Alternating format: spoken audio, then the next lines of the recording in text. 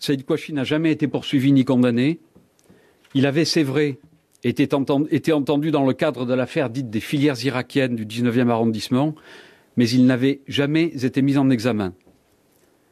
Son frère Chérif, lui par contre, est connu à raison de 2 procédures. Il a en effet été condamné en septembre 2008 dans les filières irakiennes à une peine de 3 ans, dont 18 mois d'emprisonnement avec sursis. Et il avait surtout été mis en examen dans l'affaire connue sous le sigle ATWH, en lien avec la tentative d'évasion de Haït Ali Belkacem. Et il avait donc à cette occasion été mis en examen et placé sous mandat de dépôt, mais avait, à la suite de l'information, bénéficié d'un non-lieu, faute de charges suffisantes recueillies contre lui. On sait aussi que Chérif avait fait un séjour au Yémen en 2011 et qu'il avait dans son environnement des individus terroristes djihadistes connus pour avoir été formés au Yémen et dont on sait qu'ils se trouvent actuellement au Yémen et en Syrie.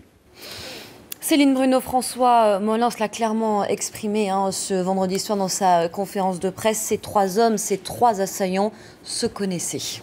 On savait effectivement qu'ils se connaissaient depuis 2005. Ils s'étaient rencontrés à Fleury en prison et ils s'étaient retrouvés d'ailleurs une fois libres à l'extérieur.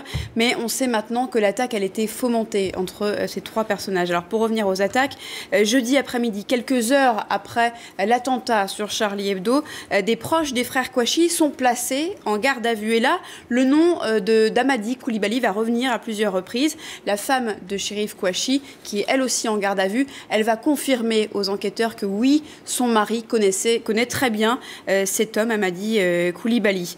Quand les enquêteurs vont montrer, donc après ça, la photo de Koulibaly aux témoins de la tuerie de Montrouge contre une femme policier, eh bien les témoins vont le reconnaître. Donc là, on a une piste très sérieuse.